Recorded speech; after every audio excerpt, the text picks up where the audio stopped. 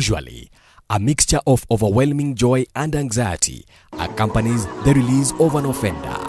Often, they desire to start over, but they do not know how and where to begin. They need somewhere to live, work, and support to reintegrate back to their community. Unfortunately, these needs are not readily met. The problem is even worse when you are a single mother, HIV positive, or have a mental illness. Venye tu niliachiliwa hivyo ndio nilikuwa. Sikuwa na kwa kuenda, sikuwa na kwa kuishi, sikuwa na pesa, sikuwa na mavazi. I had nothing with me. Mmekosana na familia, uwezi rudi ambako ulikuwa, kuzilikosea watu, na society kukubali is not that simple thing.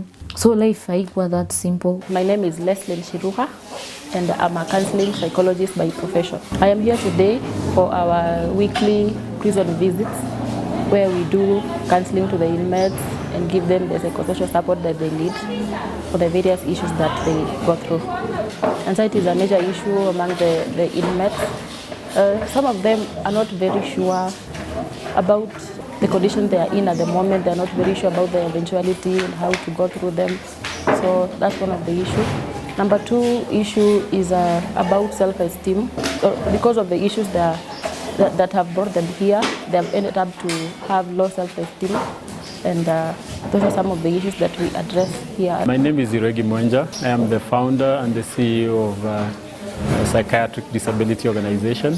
We have been coming here to prison, the Nakuru Women Prison, for a psychosocial support project. We have handled cases which involve suicide, cases that involve somebody getting a death penalty, cases of people who have been unable to accept their sentences, accept their status. And we have been able, through our counselors, to intervene and offer the necessary psychological support and ensure that they get back to their normal self and they're able to function properly and accept their status and proceed with their sentences and start rehabilitating. With every prisoner released, it became increasingly clear we had to act. We needed a bigger partner to support us financially, and we turned to the French embassy in Nairobi. Support enyewe mnahitaji tu sana, kama hizo basic needs za prison, sabuni, tissues, panties, the sanitary, mnahitaji sana, mwende mwasaidie nazo. And then kuwaongelesha.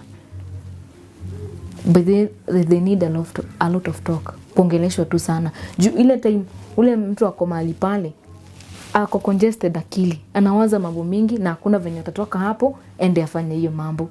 Let's update you with more news making headlines tonight. Many people look forward to the weekend away from work. At the Nakuru Women Prison, the inmates look forward to Friday, their day of fun, where they get to sing and dance. But there is a group of 30 inmates who are looking forward to much more. Freedom in January. And they may have an extra reason to look forward to. They're receiving vocational training as part of a program to help them reintegrate into society. It's Friday, and at the Nakuru Women's Prison, that means a day away from the prison norm, a day of fun, when the inmates get down quite literally. Experts call it expressive therapy for the women living behind bars. Every Friday, personnel from the Psychiatric Disability Organization have been visiting the prison on what is dubbed psychosocial support. And once they are released, they, in most cases, come out of prison with absolutely nothing, especially financial or material. And due to the kind of crimes they committed, most of their families have probably denounced them and they have nowhere to go and nothing to start life with. Despite being less than a year old, we were lucky to get a PISCCA grant to initiate a pilot project aimed at providing released ex-offenders with smooth reintegration back into their community. To make this happen, we provided vocational and life skills training as well as support in employment creation. We provided various psychological services both in and outside prison. First, we offered talk therapy to individuals and groups. However, our counseling sessions were extraordinary. Lack of facilities did not deter us from delivering these sought-after services. We have seen tremendous improvement in terms of the psychological and emotional well-being of the prisoners in this facility. Secondly, we incorporated art therapy in the range of our psychological services to help us capture a larger number of inmates at a go and expand the benefits to both physical and mental. Mimi naitwa Emily Momanyi, mimi ndio officer in charge kwa hii station. Kwa wakati kuna exercise kama hii, wanachangamka na stress hata inaisha ya kwamba wako jela. Wanajipata ni kama nusu wako huru, maana kitu kama hii haikukua.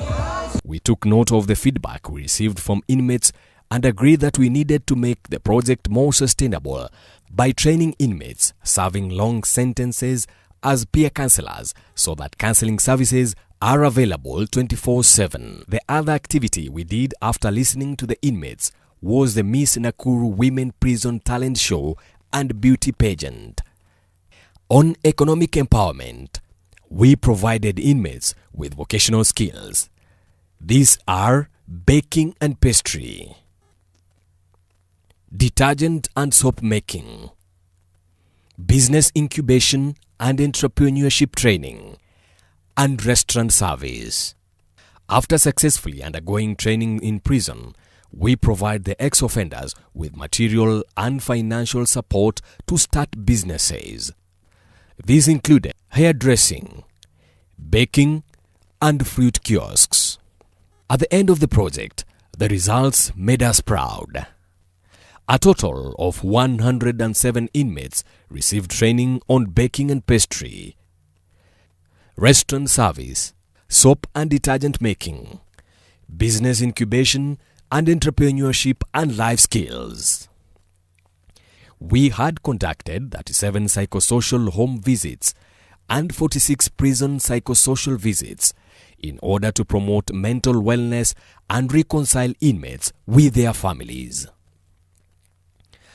16 ex-offenders received financial and material support to settle down and secure a job or start a business. And the evaluation verdict was that the project was successfully implemented and met all set objectives in varying degrees. French Embassy in Nairobi is an exceptional partner. They saw our vision and potential before anyone else. The support and by extension the trust had some unexpected but very encouraging outcomes for PDO. In February last year, we were invited to the 5th Global Mental Health Summit to present PDO's unique mental health initiative in prison. Our work in prison helped us to get more partners, a psychiatrist from Switzerland, Ember Incubator in UK, and the Global Mental Health Peer Network. As PDO profile grew internationally, and in March, Uregi attended a Harvard Medical School conference on mental health as a panelist. Uregi was invited as the only mental health speaker at the 43rd UN AIDS board meeting in Geneva.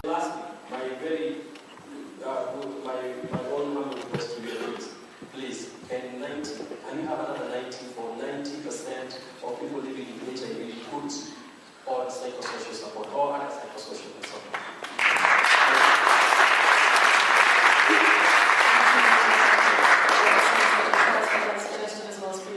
We have received coverage from VOA, Citizen TV, Family TV, KTN TV, Oracle TV, The Standard, and many others have covered our work. We are grateful to have found such a worthy partner in PISCCA.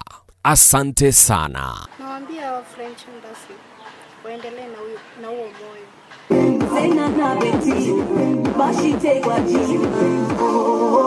Hizo ni kama za kale.